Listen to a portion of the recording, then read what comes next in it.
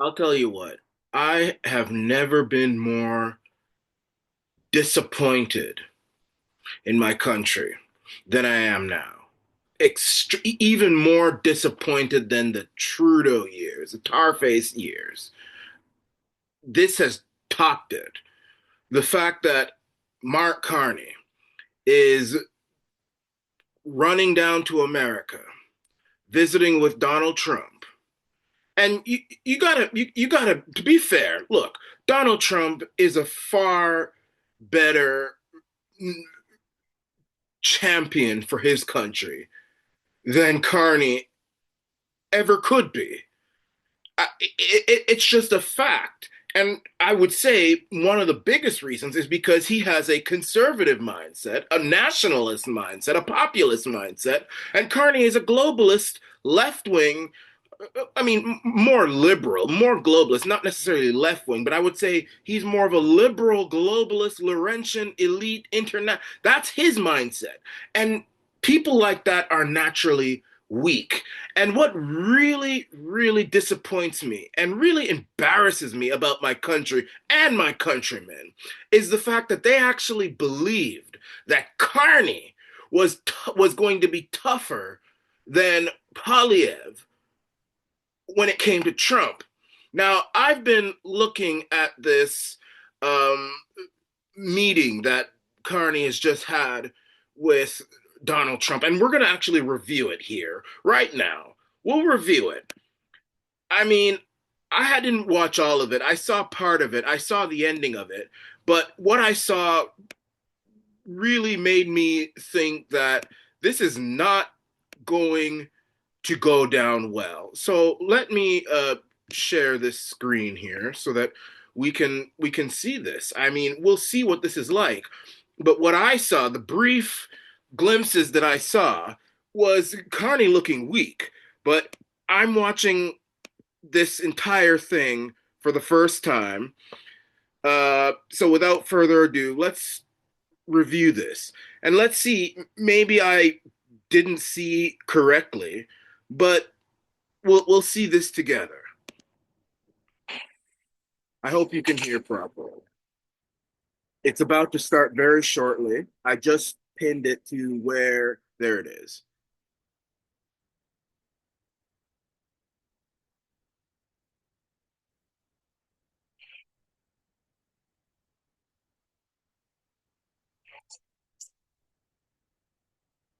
So there's Trump, Carney, and the over.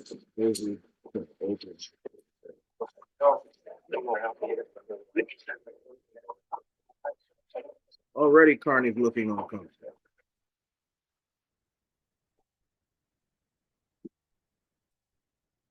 Very much, everybody. It's a great honor to have Prime Minister Mark Carney with us. As you know, just a few days ago, he won a very big election in Canada.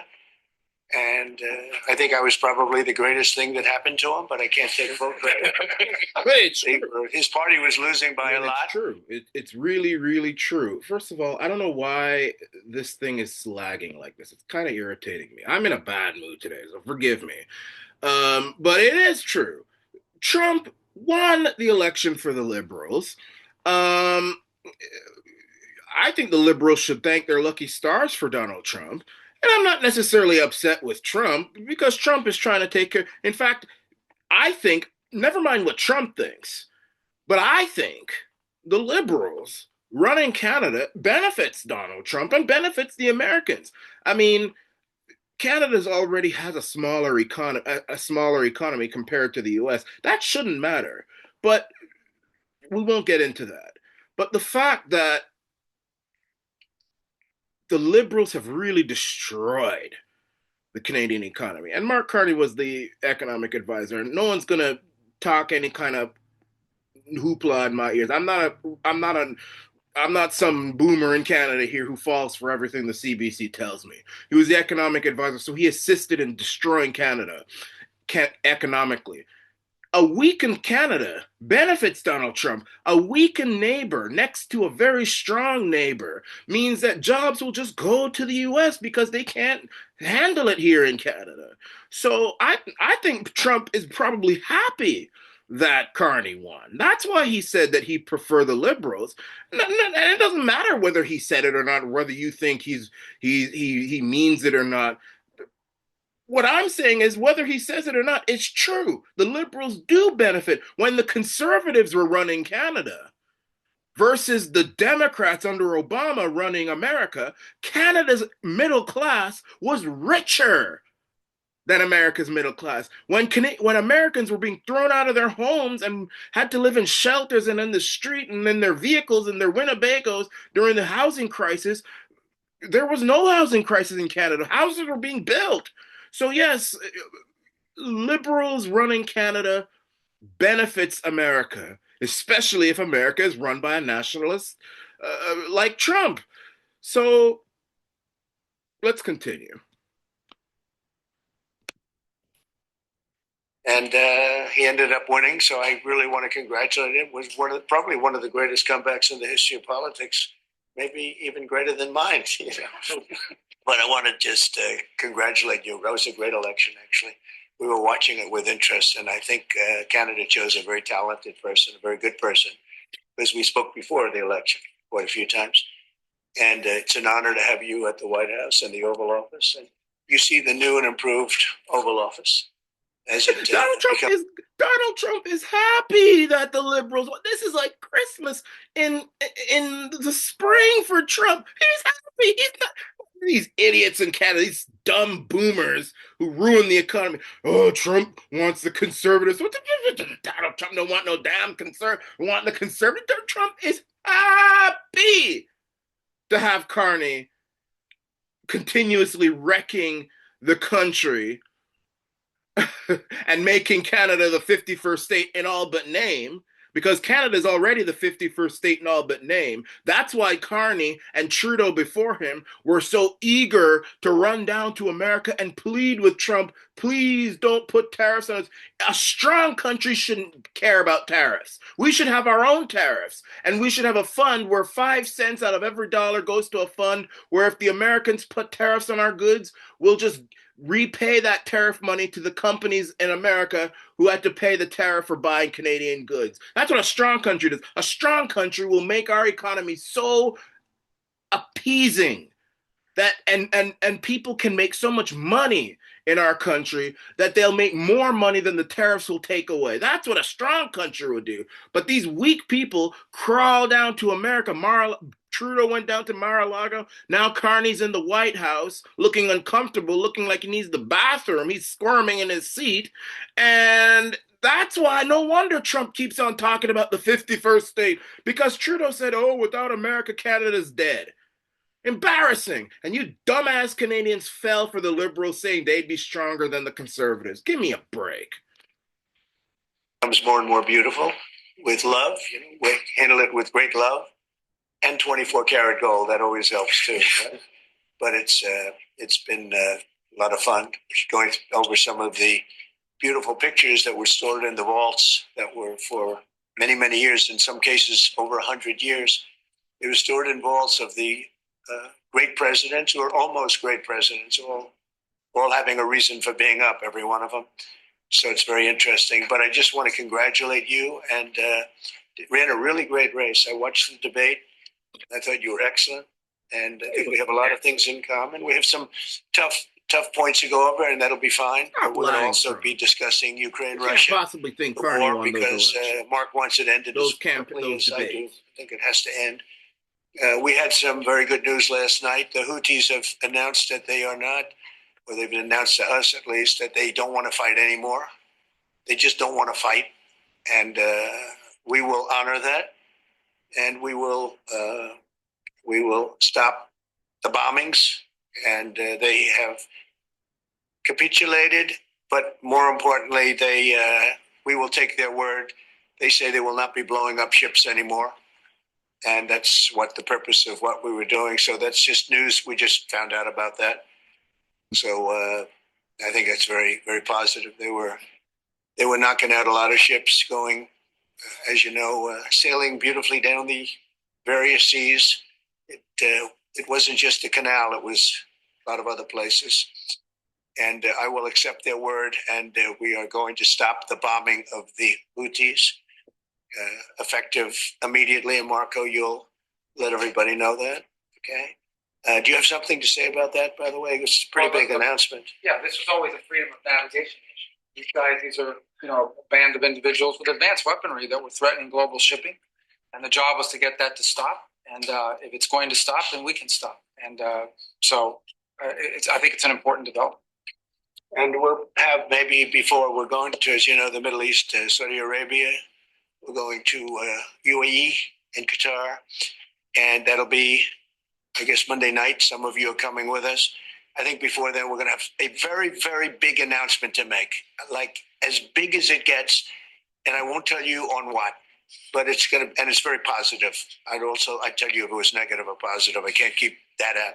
It is really, really positive. And that announcement will be made either Thursday or Friday or Monday before we leave.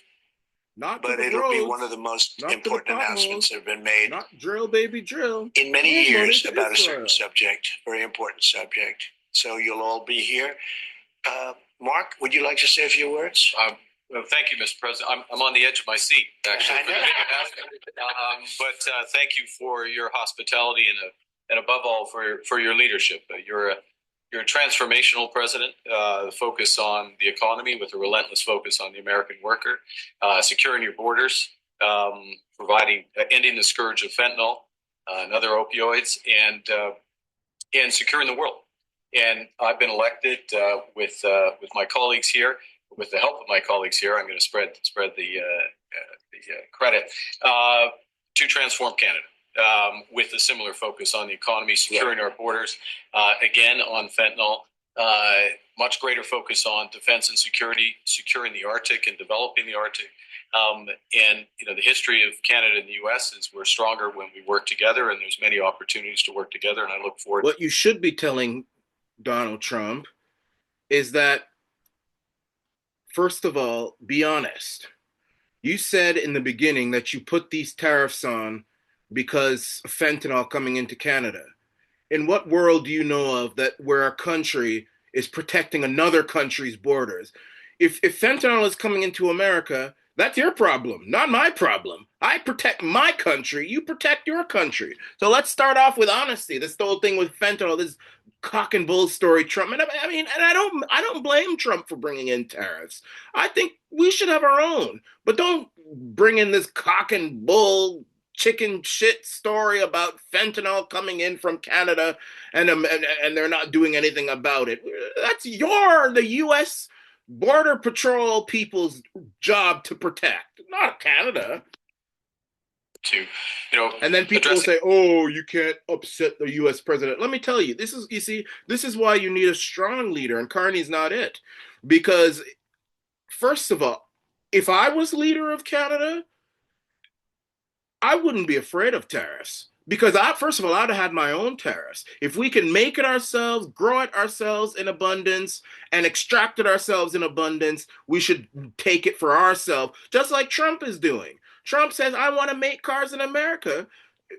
I want cars made in America. Same, Canada should have the same, and other countries should have the same pride. I would say we'd be doing the same thing. And if you impose tariffs on my country, that's fine. But what I will do is I'll create a fund which says a good fund, 5 cents out of every dollar we get in taxes, and we'll give it to any company that is forced to pay tariffs because they bought Canadian goods. That's what I would do. Simple as that. And the tariffs would be useless. Maybe the Americans would do the same thing. It's a lot harder for the Americans to do something like that because when it comes to funds and money and stuff, you have to go through Congress. So, but at the same time, and I would also make my country a lot more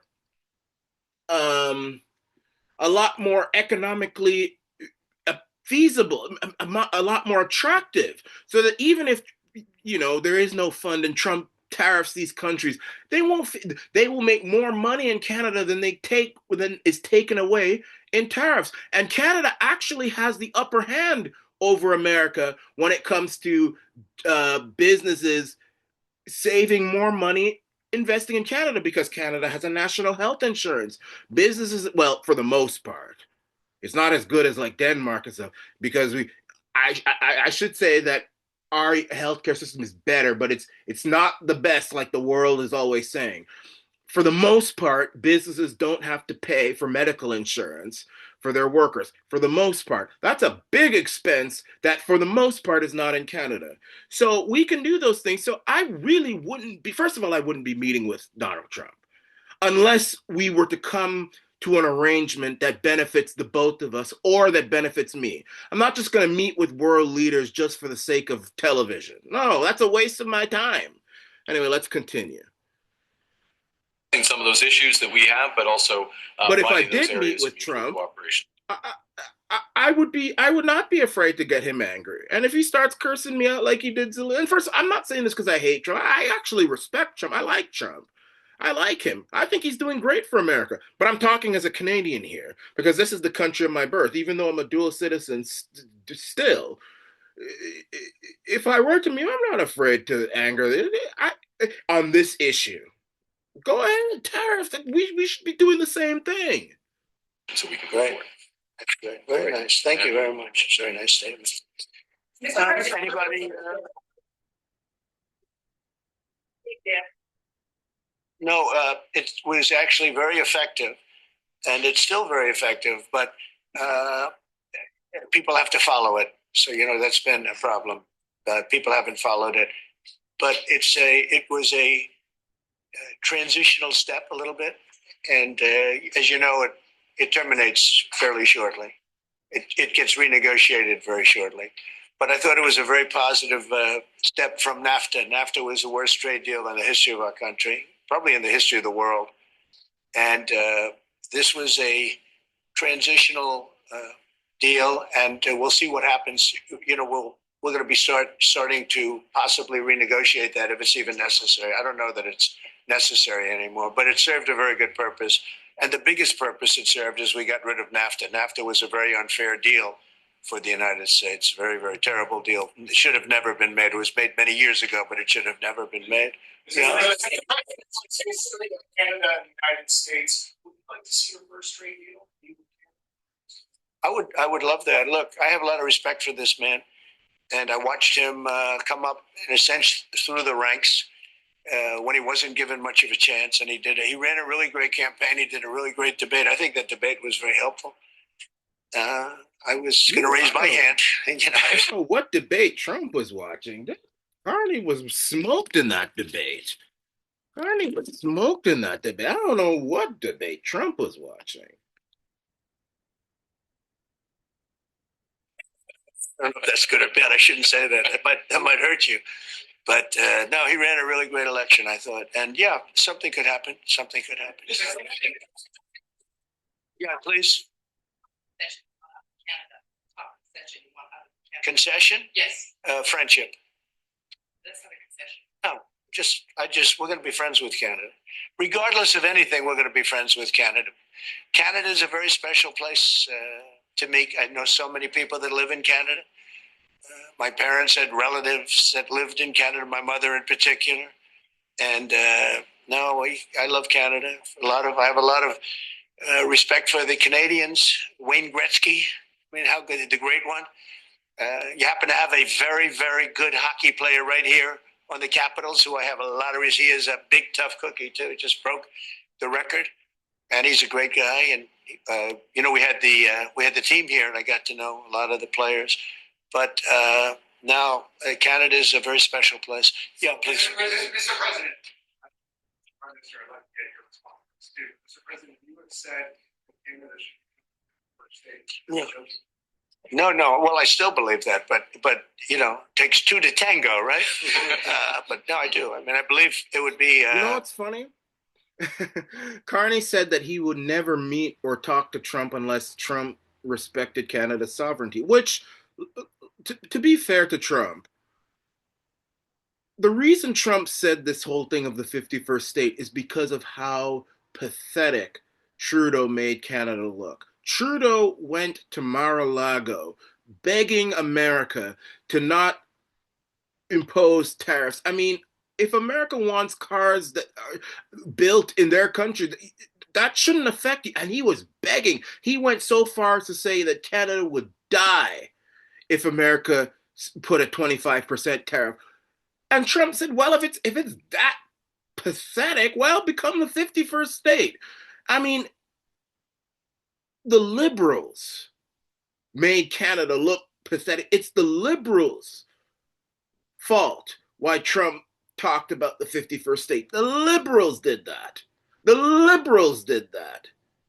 But regardless, Carney said, I'm never meeting with Trump unless he respects our sovereignty. And look at him there. I still think it should be the 51st state. And Carney's just sitting there quiet, can't even get a word in, trying to get a word in, and can't even do it. He looked like he's a schoolboy and the teacher is lecturing him.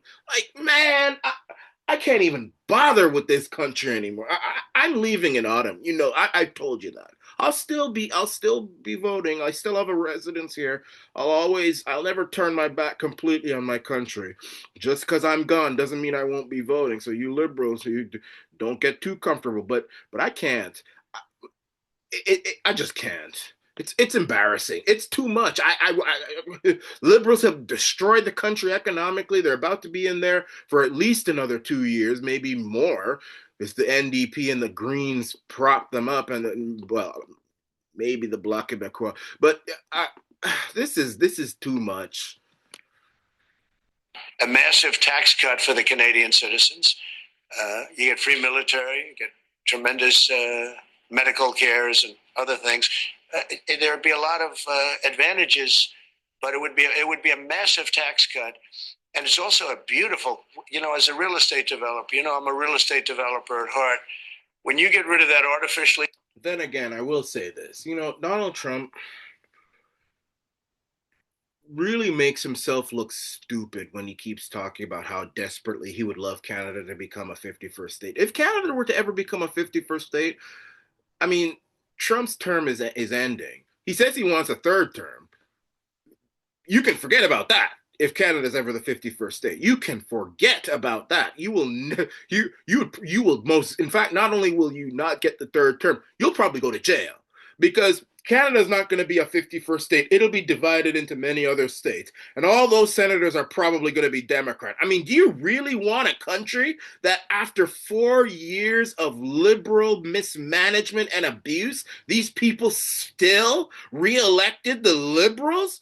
I mean, you really want a 40 million dunderheads? Like, I mean, not all 40 million. A lot of people voted conservative, but a good chunk of these dunderheads become in America. All those senators will be Democrat. And not only will you not get a third term, you will most definitely go to jail. They will file impeachment charges on you, and you'll be impeached, and those judges will lock your orange ass up. I promise you that. I mean, Trump should not want Canada to be a 51st state, maybe a territory. What the hell? If anybody should want Canada to be a 51st state, it should be the Democrats, because boy, howdy, they would be president for life. America would become a one-party state. So Trump needs to shut up about this 50. I understood why he said it the first time, because Trudeau and the Liberals made Canada look so pathetic and weak, making it look like it can't do anything without America. Sir John A. Macdonald is rolling in his grave at that statement. Trudeau went to Mar-a-Lago and said, we cannot survive without America. That's what Trudeau said. We can't survive without America. We can't survive without America. Canada survived without America up until the 80s. McDonald had the national policy. There were tariffs against America. And that's what made Canada the powerhouse that it is until the 80s, when we did the free trade. But he said that Canada is a weak, he didn't say that, but paraphrasing, pretty much said Canada is a weak, pathetic country. It cannot be sovereign without America. And then Trump said, well, become the 51st state then. If it can't be sovereign without us, become us. So I understand why he said it the first time, but now it seems like Trump really does want Canada to become the 51st state, and that's a mistake, because you would go to jail. They'd probably hang you. I mean, the Americans, I don't know if they'd get rid of the death penalty, but you would go to jail. J.D. Vance would never become president, and America would become a one-party state run by the Democrats. Just like South Africa is a one party run by the ANC, America would forever be run by the Democrats. Forever. Newsom would be your president.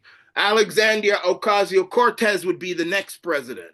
Al Sharpton would be the next president after that. Hell, Hillary Clinton would be the next president after that. Maybe even Joe Biden on his deathbed would be the next president after that. I mean, there would never be a Republican president again. So stop talking. Stop. I don't know if you're joking. I don't think you are. You say you're not.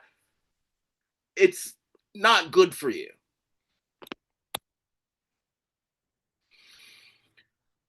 Drawing a line. Somebody drew that line many years ago with like a ruler, just a straight line right across the top of the country. When you look at that beautiful formation when it's together, I'm a very artistic person, but when I looked at that beauty, I said that's the way it was meant to be. But you know, I do feel it's much better for Canada, but we're not going to be discussing that unless somebody wants to discuss it.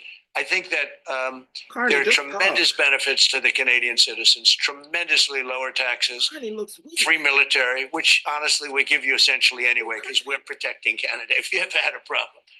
But I think it would really be a wonderful marriage because it's two places that get along very well. Carney obviously wants to speak, and he's not even. I would just speak, just talk. I mean, that's what Trump would do. Why is Carney look so weak? This is the guy who's supposed to stand up to Trump. Give me a break. He's looking so weak. Trump is talking him down. Trump is dogging the country. This artistic line. It's meant to be. We should take Canada, and it'll help Canada. Carney's just. And then everyone's, well, okay, I better keep quiet. But, okay, no, never mind. He's not done talking. I mean, what the each other a lot.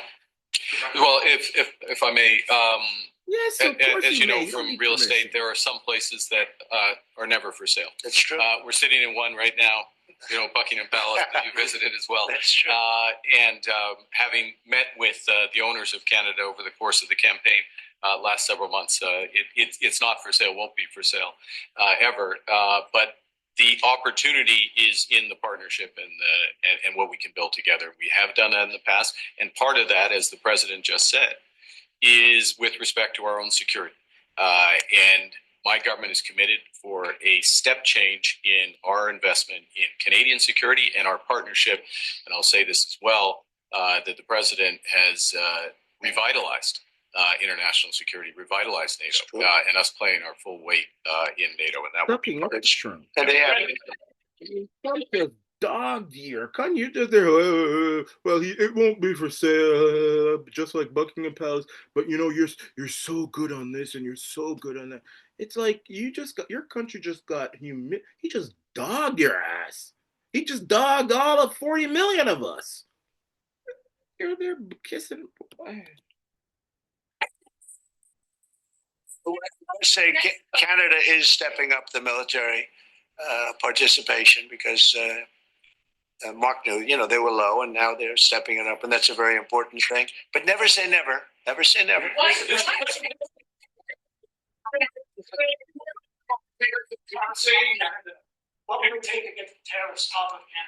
Well, we'll be talking about different things. Like, you know, we want to protect our automobile business, and so does Mark.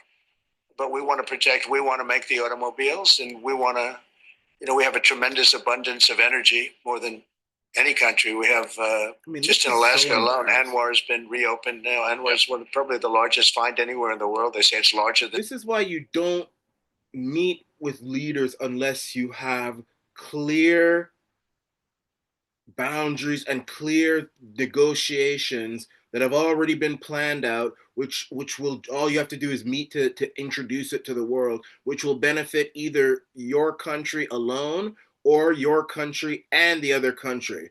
But this is just a waste of time. This is just an embarrassing waste of time.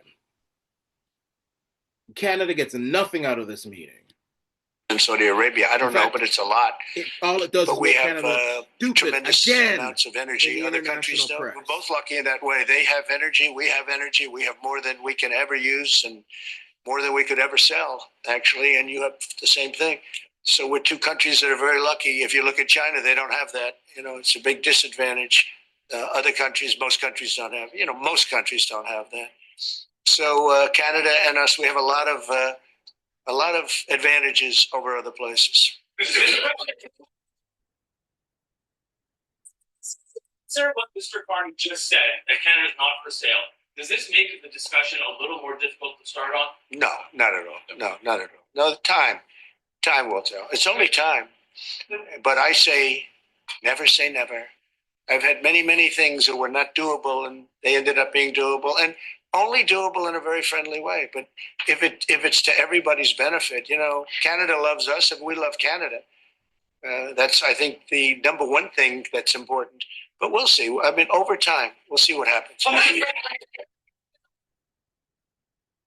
China.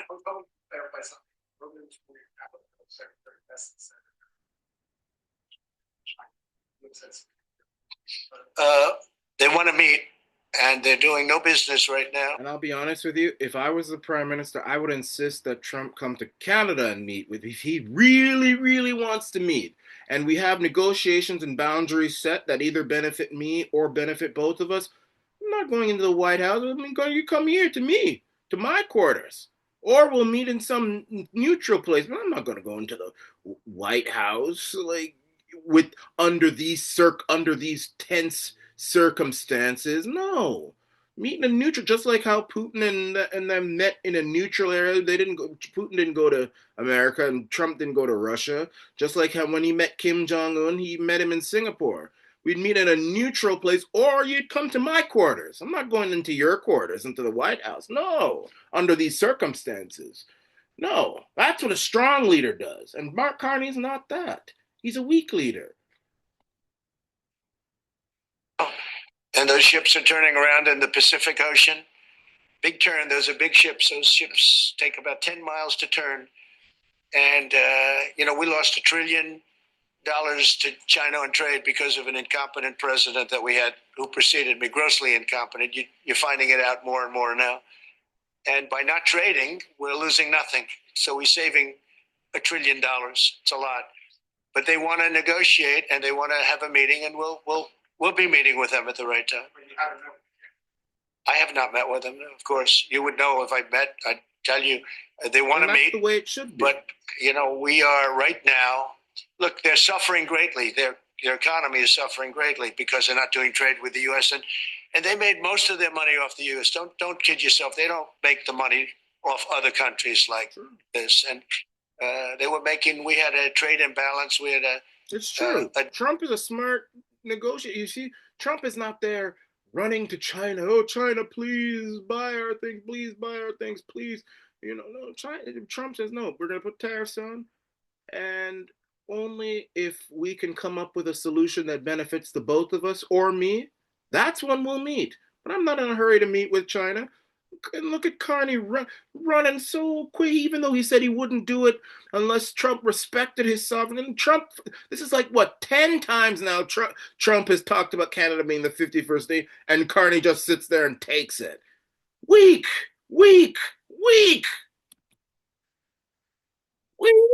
Deficit, or they had a surplus, another way of saying it, of more than $1 trillion. Think of it, more than $1 trillion. To be fair, even the and because of 145%, that's the only reason. But because they have now 145% tariff, there's no trading. You can't trade with 145%.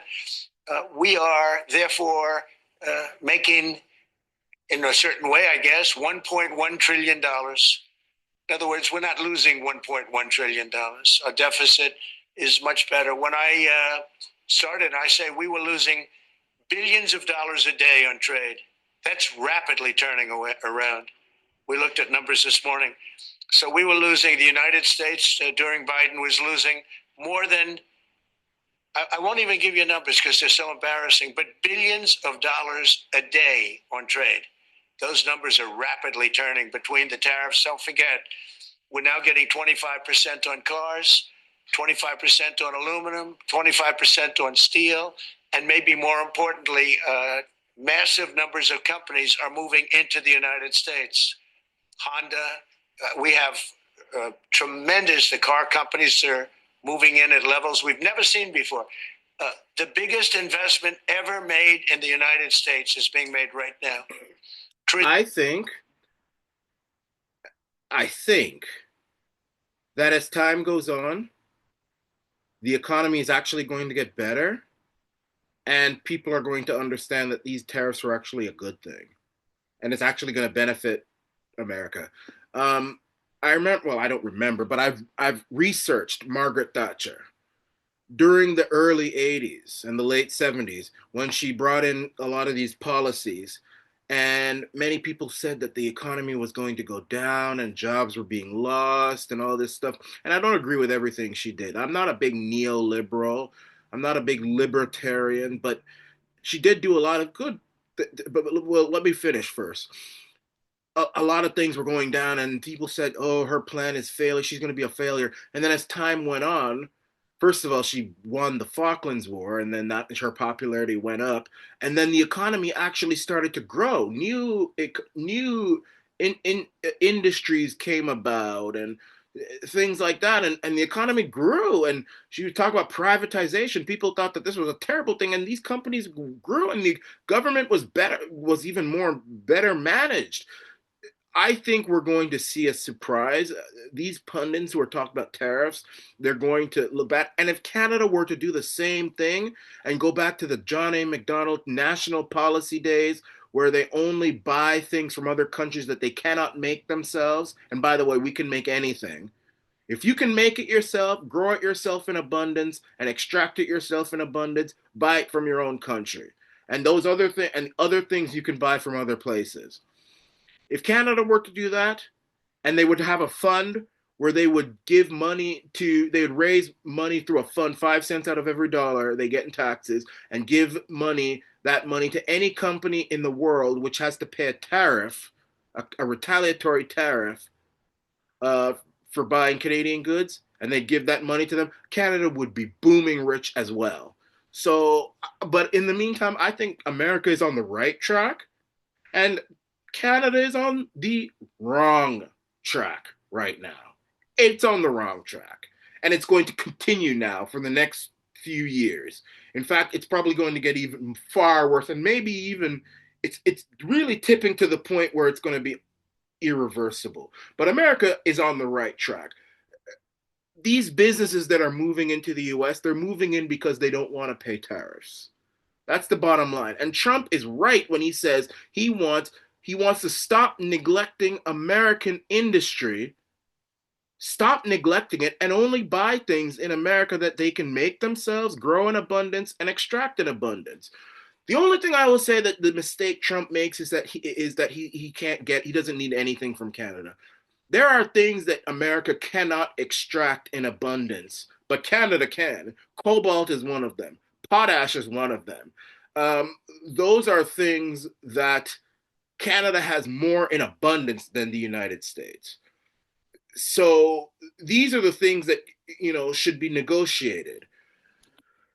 Billions of dollars. I would say we could be at $9 And trillion. that would help our You could go back to Northern other Ontario, presidents. They that would haven't help had the West. $1 trillion for their entire term. Look at Biden. He had bad numbers. People were leaving. They weren't coming in. They were leaving with Biden, and he didn't know the difference. The only thing he knew is people coming in. You know who they were? Illegal immigrants. Okay, from prisons, from mental institutions, from all sorts of places that weren't good, from gangs, from Venezuela. They were coming in, and they were criminals and murderers. 11,888 people that murdered, and at least half of them murdered more than one person. This is what Biden led into our country. I'm bringing in big companies. We have Apple is investing $500 billion. We have Jensen, as you know, is going to be 500 biggest chip maker, or chip thinker, I call him. He's really a thinker more than a maker. But we also have the maker, Mr. Wei.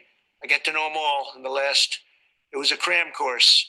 But they're all moving into America because of the tariffs. And I don't think people have appreciated it. Some people do. Some of the smart people do.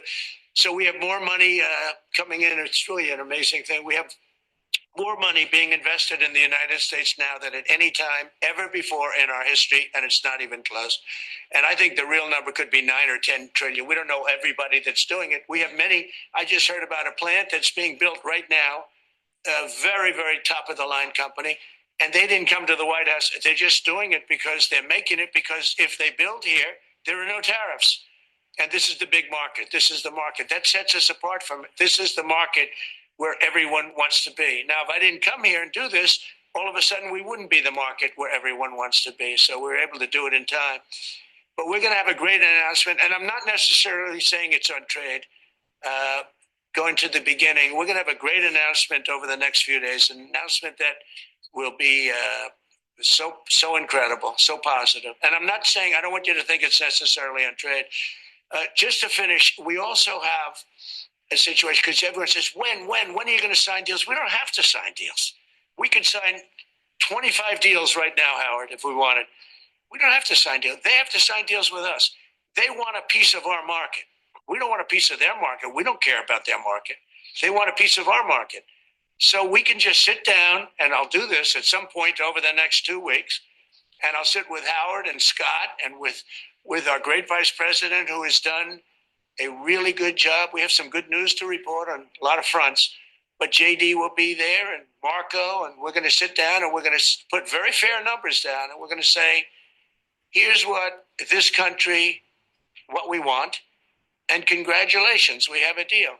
And they'll either say, great, and they'll start shopping, or they'll say, not good, we're not going to do it. I said, that's okay, you don't have to shop. Now, we may think, well, they have a right, that maybe we were a little bit wrong, so we'll adjust it. And then you people will say, oh, it's so chaotic. No, we're flexible. But we'll sit down, and we'll, at some point, in some cases, we'll sign some deals. It's much less important than what I'm talking about. For the most part, we're just going to put down a number and say, this is what you're going to pay to shop. And it's going to be a very fair number. It'll be a low number. We're not looking to hurt countries. We want to help countries. We want to be friendly with countries.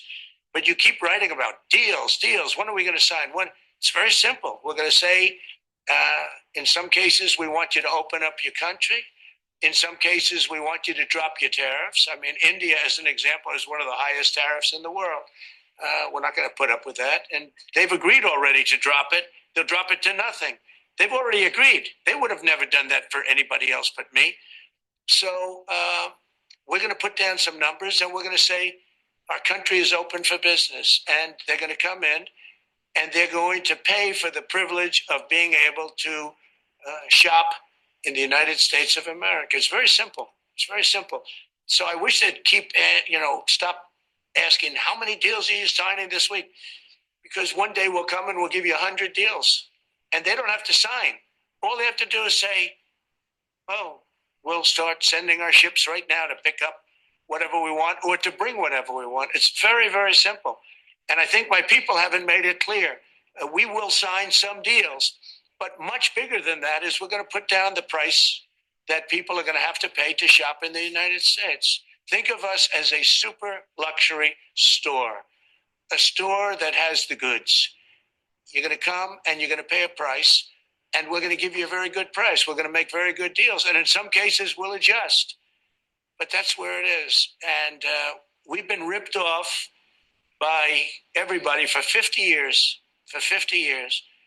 and we're just not going to do that anymore. We can't do that. And we can't let any country do that to us. We're just not going to do it anymore. Tell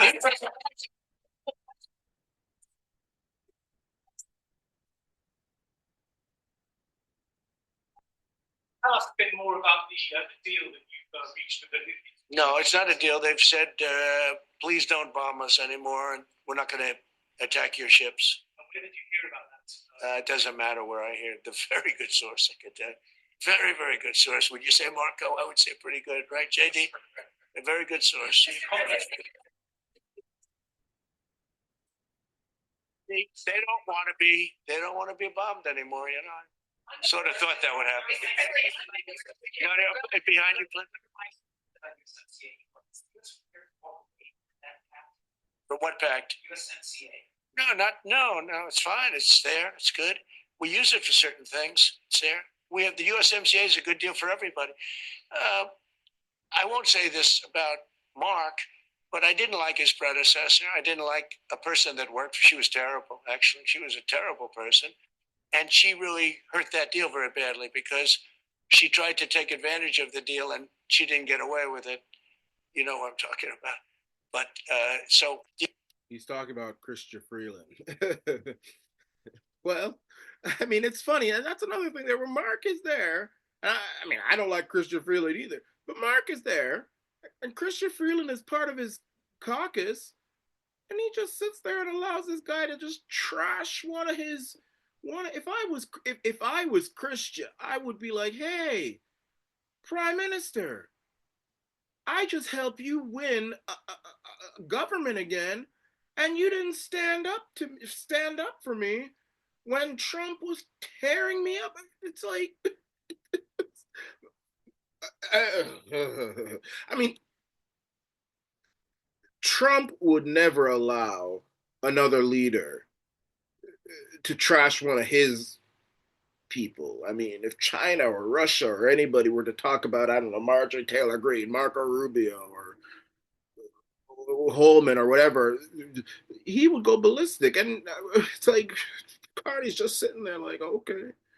I bet you Carney's one of those people that would sit there and watch his wife get shanked by another man. You know, we had a bad relationship having to do with the fact that we disagreed with the way they viewed the deal, and we ended it. You know, we ended that relationship pretty much. The USMCA is great for all countries. It's good for all countries. We do have a negotiation coming up over the next year or so to adjust it or terminate it. Mr. President, I'll say a word on USMCA if I may. Mr. Why is Mark Carney always trying to defer to Trump in order to speak? Just speak, man. I mean, why are you? Can I speak now, sir, daddy, papa? Can I speak? Like, and then now you have permission to speak. Come on, man. It is a basis for a broader negotiation. Some things about it are going to have to change. And part of the way you've conducted these tariffs has taken advantage of existing aspects of USMCA. So it's going to have to change. There's other elements that have come, and that's part of what we're going to discuss. Right. During the campaign, Prime Minister Carney talked about the American betrayal. How do you react? Canada decided not to shop in the American store as much as before and decided to partner with other countries. Well, we don't do much business with Canada from our standpoint. They do a lot of business with us. We're at like 4%. And usually those things don't last very long. You know, we have great things, great product, the kind of product Good we sell. Lord. And you're, I mean, this is, you know what a strong leader would say to that statement? If I was Mark Carney, I would say, you're talking like as if this is a good thing. You talk about all these tariffs that we have on our stuff. Good Lord, we need to protect our eggs. We need to protect our poultry. We need to protect our milk, just like you want to protect your stuff. And you're talking about how we don't buy a lot from Canada. You know, the only reason Canada has a trade surplus with America is because we sell them. In fact, we don't even sell it. We practically give away our energy to the Americans. We lower the price of the energy. Who is this coming down? This is a police car or what? What's on here? It's a fire truck. We give our energy to the Americans at an extreme discount. We practically lose money. Alberta loses money. Saskatchewan loses money. British Columbia loses money when they send energy to America. Why the hell we do that? I don't know. But we give, that's the, duh, of course we're going to have an economic surplus. We're practically giving away our energy for free. But if we didn't do something like that, we would have an extreme economic deficit with America. And Trump said it. Trump just said, we don't buy a lot of stuff from Canada in the first place. And Mark Carney just sits there like as if, oh, that doesn't make, that's okay. Not even going to stand up for the country. I mean, why are you so interested in continuing the status quo, liberals? We have a problem over here. Trump is smart enough to address his country's problems, and we're too stupid. We're so stupid. We not only are not addressing our problems. We want to continue the status quo. Trudeau before him wants to continue the status quo. And Mark Carney is desperate to keep the status quo, whereby no tariffs, but America still doesn't buy a lot of stuff from Canada, and we continue to neglect our industry, and we continue to practically lose money by giving away our energy at dirt cheap prices to the Americans. So we neglect our industries. The Americans don't buy from us. We rip off our energy sector. I mean, that is the status quo that Mark Carney and Justin Trudeau and the liberals were so desperate to keep with Trump. And that's what the liberals, boomers, voted for. I mean, honestly, we should, in Canada should be acting like Donald Trump. We should be saying, hey, you don't buy a lot of stuff from Canada. So you know what? We're not going to buy from you. We're going to buy things from Canada.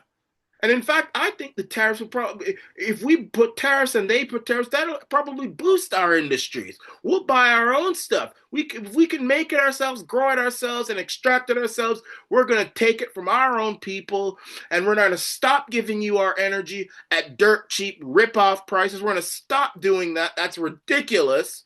And if you put retaliatory tariffs on us, that's fine. We'll just have a fund. 5 cents out of every dollar goes to companies that have to pay a tariff for buying Canadian goods, and your tariff would be useless.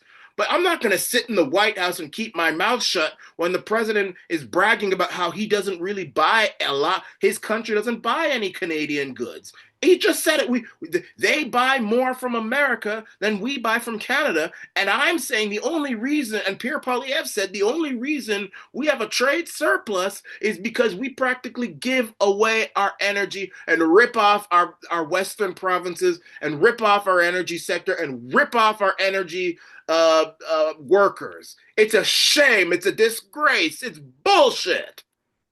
And I'm not upset with Trump. Trump is making America great again. Trump is doing what Americans elected him to do. How can I be upset with a world leader who's taking advantage of us and he's doing what for his country that he's doing for his country? I respect that. I actually respect that. I respect Trump. What I don't respect is our weak, impotent, liberal, Laurentian elitist, globalist, left-wing, incompetent leaders and the people who keep voting for them. Nobody else can sell, including military. Look, we make the best military equipment in the world, and Canada buys our military equipment, which we appreciate. But we make the best military equipment in the world by far. We could build our own military equipment. One of the dumbest things that one prime minister did, John Diefenbaker, was get rid of the Avro Arrow. That was our pride and joy. We used to build a very powerful military jet called the Avro Arrow, and he just stopped doing it. Now we're reliant on America for military equipment. I mean, so it's both ways. It's like we are practically the 51st state already in all but name. Missiles, the submarines, everything we have is really top notch. I rebuilt our military during our last term. Stupidly, we gave some away to Afghanistan, which shouldn't have happened. But that was, I think it was the most embarrassing moment in the history of our country. It was just very incompetent people. But if you look, the man that's now the head of our Joint Chiefs, he led the attack on ISIS for me. That's why he's the head of the Joint Chiefs. And Raisin Kane, he was unbelievable. And as you know, we defeated ISIS in 3 weeks. It was supposed to take 5 years. We did it in 3 weeks. And he ran the campaign. I said, I like him. But I knew him before. I went to Iraq, and we agreed to a plan, and that was the plan. And as you know, we did it in record time. So we have the best equipment in the world. We have the best, a lot of things. And but Canada, it does a lot more business with us than we do with Canada. Yeah. And that's a mistake on Canada's part. That is a gross. So in other words, we already do more business with the Americans than the Americans do with us. So basically we are neglecting our own workers. buying things from the United States and ripping off our energy sector by giving them our energy at cheap knockoff prices. And we're supposed to keep the status quo.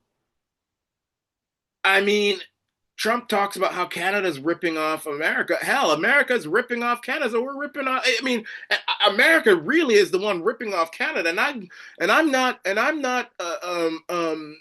angry with Trump because Trump is clearly a smarter leader. He really is. The Canadians shouldn't be angry with him.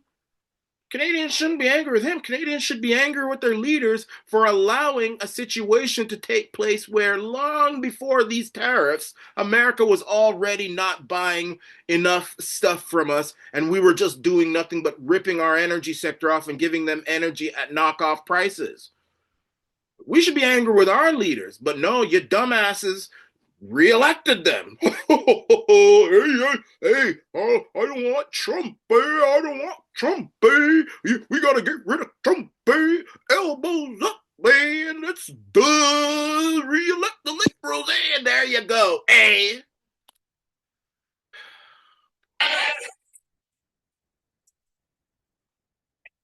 Investments that you've announced, trillions, will finally hit economic data this year? When you're saying about the tariffs? No, about the investments that you've Oh, announced. it's hitting right now. Look, they're already starting AI plants. These are not people that look for financing. That's a good thing. You know, in real estate, you want this to get a site, then you have to look for financing. You have to get your zoning. You know, 5 years later, you start building. You get a bank, then the bank's no good. And these people have massive amounts of cash. The CHIPS Act was a ridiculous thing because that doesn't get them to build. All we did is hand very wealthy companies money. The CHIPS Act that was done by Biden, billions. We give them billions of dollars. They don't even have to do anything with it. And then if you weren't, if you didn't have, and I don't want to be a wise guy, but if you didn't go with the DEI, if you didn't go with all of the different things woke, if you weren't woke, you couldn't even use the money. You had to have a certain percentage of this and that and that and that. It's impossible to have. The companies actually complained to me. They said they gave me all this money, but nobody can get these people to do anything. I mean, look, President Obama, and if he wanted help, I'd give him help because I'm a really good builder and I build on time, on budget. He's building his library in Chicago. It's a disaster. And he said something to the effect, I only want DEI, I only want woke. He wants woke people to build it. Well, he got woke people, and they have massive cost overruns. A job is stopped. I don't know. It's a disaster. And I don't like that happening because I think it's bad for the presidency that a thing like that should happen. He's got a library that's a disaster. And he wanted to be very politically correct, and he didn't use good, hard, tough, mean construction workers that I love, Marco. I love those construction workers. But he didn't want construction workers. He wanted people that never did it before. And he's got a disaster in his hands, like millions of dollars, many millions of dollars over budget. And I would love to help him with it, or somebody else. I could recommend professionals, but it was not built in a professional manner.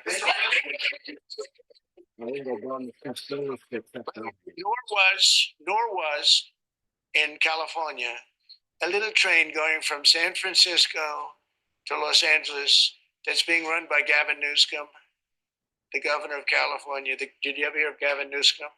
He has got, that train is the worst cost overrun I've ever seen.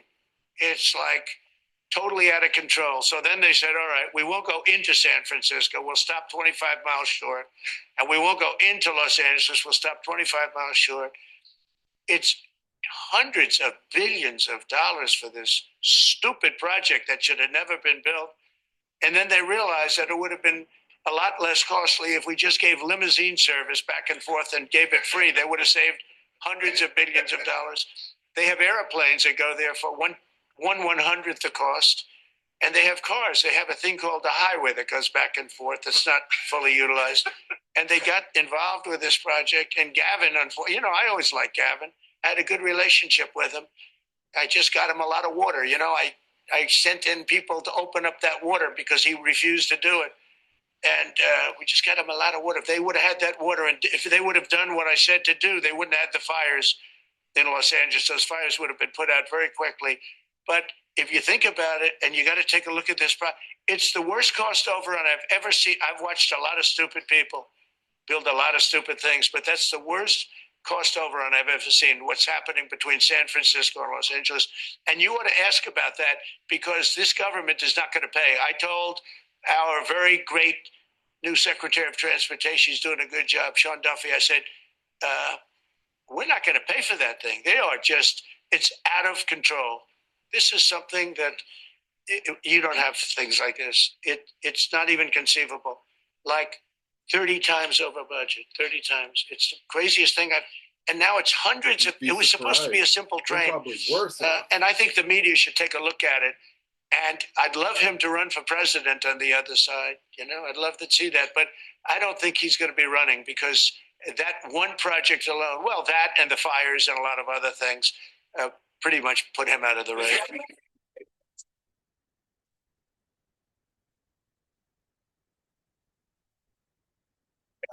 We're going to work on some subtle changes, maybe. I don't even know if we're going to be dealing with USMCA. We're dealing more with concepts right now. Look, right now, we're doing trade. We have trade. They're paying a tariff on cars and steel and aluminum. And I think we have a baseline of 10% or something like that for the tariffs. But we're getting along very well. Right now, going no further, but we have an agreement. We did something with even parts. You want to discuss that, Howard, with respect to Canada, which helps Canada out? Sure. So we've made an arrangement with the car companies that 15% of their USMCA parts are included, and then 15% of foreign parts from the manufactured suggested retail price are not tariffed, to help domestic manufacturing really thrive. So it gave them a chance to be able to build their car parts factories. If they're going to, a lot of these companies already have factories, and what they have to do is just fill them out. But they're able to build them in the United States, so we gave them a pretty substantial period of time. I think. So, and Carney can't even. Tariffing cars. Tariffing Canada. Is there anything he can say to you in the course of your meeting today that gets you to lift tariffs on him? No. Why not? Just the way it is. What's Yeah.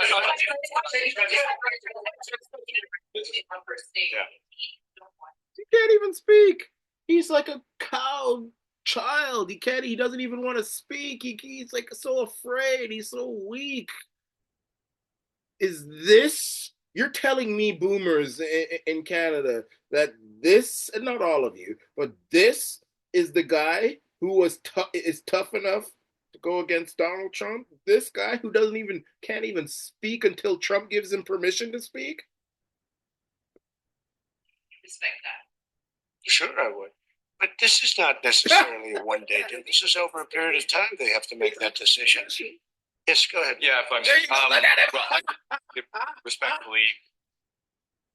Daddy Trump. Okay, now you can speak. Now you can speak, Mark. Now you can speak. Let me see it again. Mark Carney only talks when Donald Trump tells him to talk. But this is not necessarily a one-day deal. This is over a period of time. They have to make that decision. Yes, go ahead. Yeah. Well, respectfully, Canadians' view on this is not going to change on the 51st. Oh, Canada. Why? Secondly, we are the largest client of the United States in the totality of all the goods. So we are the and you're largest telling me client. that that's the guy who's tough enough to go against Trump. That was the toughest guy. That was the big badass elbows up dude. That's what elbows up is. Only speaking when Donald Trump tells you to speak. Elbows up my ass. Elbows up your ass. That's what it is. Trump's elbow gone up your ass. We have a tremendous auto sector between the two of us, and the changes that made have been helpful. 50% of a car that comes from Canada is American. That's not like anywhere else. And to your question about What's is there that one part thing about 50% what?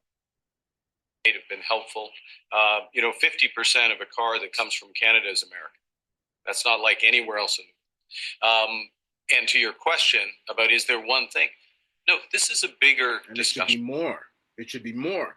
All cars, Toyota, Honda, Hyundai, Tesla. If a Tesla is going to be on the road in Canada, it should be made in Canada. And if it because Canadians can make any kind of car, we can make Tesla, we can make Honda, we can make Russian cars. Hell, we can make donkeys. We can make what's those things that the Amish use? Those carts, buggies. We can make all of those stuff. We can make it. So, but it should be made in Canada, and if it comes through somewhere else, it should be tariffed. And if they put counter tariffs, then we create that fund, 5 cents out of every dollar, and that money goes to companies that were forced to pay a tariff because they bought Canadian goods. That's how it should go. And you'll see how quickly Tesla builds a plant in Canada so that we can make cars involved. For the and this will take some time and some discussions, and that's just like how they're doing in America. Have those discussions, and that is represented by who's sitting around the table. See, the conflict is, and this is stop neglecting our industries. This is not going to be like we had another little blow up with somebody else. That was a much different. This is a very friendly conversation, but because Mark Carney's weak. I mean, Mark Carney's weak. That's why Mark Carney's too weak to blow up at you. Mark Carney wouldn't dare. Mark Carney doesn't speak until you tell him to speak. That's right, Don. You speak when I tell you to. Do you understand, boy? Do you understand, boy? You don't speak till I tell you to. Ah, Zelensky. And I'm not a fan of Zelensky, but hey, Zelensky, he runs into that White House with his green pajamas on. He pisses off J.D. Vance. He talks over there. He's there, and that's why Donald Trump got all whatever. But the Mark Carney, Mark Carney's a pipsqueak. We want to make our own cars. Just like all liberal, globalist, Laurentian elitists and leftists. They're all weak. They're weak. Trudeau was weak. Carney was weak. And as a result, Canada is now weak. I want this thing to be over. I'm done now. Let's wrap this up. We want cars from Canada. And what did he just say? We want to make our own cars. We don't really want cars from Canada. And okay, we don't want cars from America. We put tariffs on cars from Canada, and at a certain point, it won't make economic sense for Canada to build those cars. And we don't want steel from Canada because we're making our own steel, and it'll make very much sense for them to build those cars because there are people in Canada who still buy GM. They buy Chevrolets. They buy Fords.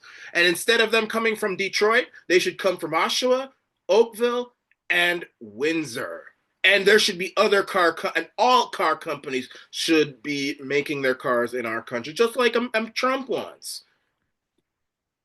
Stop neglecting your industry. Massive steel plants being built right now as we speak. We really don't want Canadian steel, and we don't want Canadian aluminum and various other things. That's fine. We don't want your steel and aluminum too. We should be getting steel from Hamilton. We should have never allowed that blast furnace in Hamilton to be closed down. We should be ramping up steel from Hamilton and then making jobs in Hamilton, and then you won't have all these bums running around Barton Street, girlfriend screaming at her boyfriend there from one end of the road, and the boyfriend screaming back on the other end, and all these homeless people and all these beggars. Hamilton's a dump now because the steel industry is practically nothing. Can you imagine if all those people were brought back to work building steel for Canada? You think Canada doesn't need steel? Canada needs steel like baby needs breast milk. I mean, so we can make that steel and get it from Hamilton and other places, and we can export it. And as I said, if they put a tariff on it, 5 cents out of every dollar we get in taxes goes into a fund, and we give that money to businesses that are forced to pay a tariff in their country because they bought Canadian goods.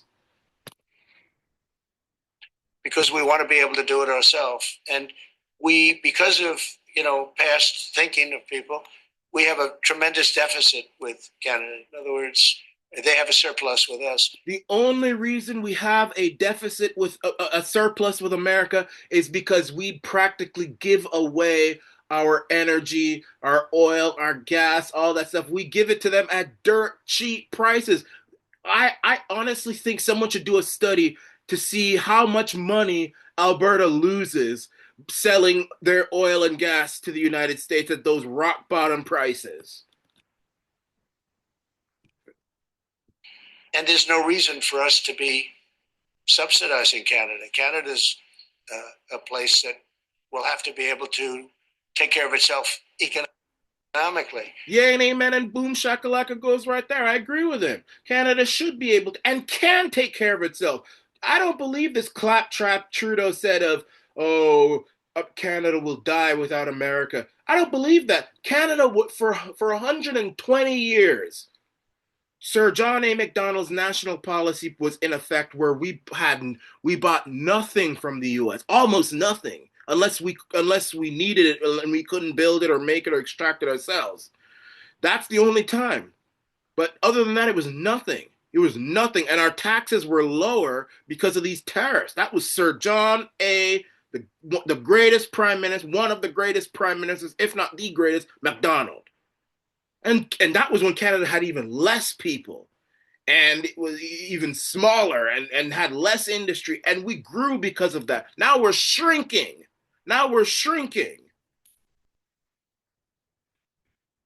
I'm heated up about this issue. I'm heated up because, not because of the president, not because of the Americans, but because of the Canadians. The Canadians don't see what I'm seeing. They think that, oh, this liberal Mark Carney will be the best thing to stand up to Trump.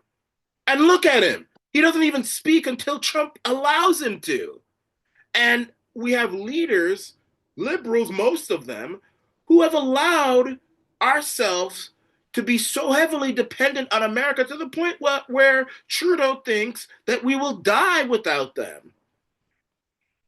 I will tell you that Trudeau, when I spoke to him, I used to call him Governor Trudeau. I think that probably didn't help his election. But when I spoke to him, I said, so why are we taking your cars? Why are we taking we want to make them ourselves. I mean, I said, and if the price of your cars went up, or if we put a tariff on your cars of 25%, what would that mean to you?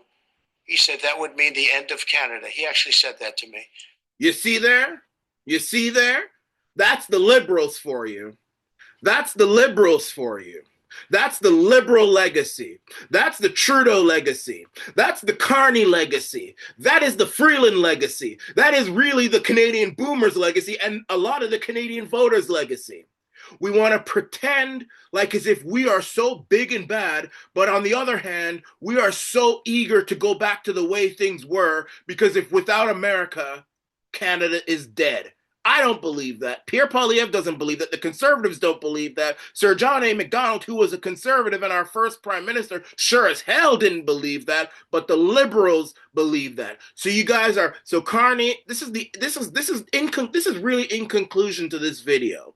Carney is so desperate to go down to the White House. He ignores the 15, 20 times Trump has talked about the 51st state, even though he said he wouldn't do that, because secretly he wants to go back to the way things were, where America, as Trump said, didn't buy a lot of stuff from Canada. And the only reason we have a trade surplus is because we give them our energy at such low prices. And if we don't go back to the status quo, where America is not buying a lot of stuff from us, but they're buying our energy at such cheap prices, which is hurting Alberta and hurting the energy industry, then Canada is dead. So the Liberals are not the ones who will stand up for Canada. That was a big, fat, ugly mistake. Shame on you. Shame, shame, shame. Done with this press conference now. That's a strange answer, but I understand his answer. But no, I mean it's hard to justify Mark Carney subsidizing Canada trying to get permission to talk now. $200 billion a year. We Mark protect Carney Canada militarily, and we always will. We're going to, that's not a money thing. But we always will. But it's not fair But why are we subsidizing Canada $200 billion a year, or whatever the number might be? It's a very substantial number. And it's hard for the American taxpayer to say, gee whiz, we love Better doing wait, that. Mark. Thank you very much. We're going to have a very Mark Carney couldn't even talk. Mark Carney didn't even talk. Ah! You saw that. You saw that. gee whiz, Look, we love look, substantial number. look at Mark Carney. And it's hard for the American Mark Carney taxpayer wants to talk. say, gee whiz, we love doing that. Thank you very much. We're going to have a very Mark Carney, no, go back a little more. Go back a little more. fair. You know, that's not a money thing.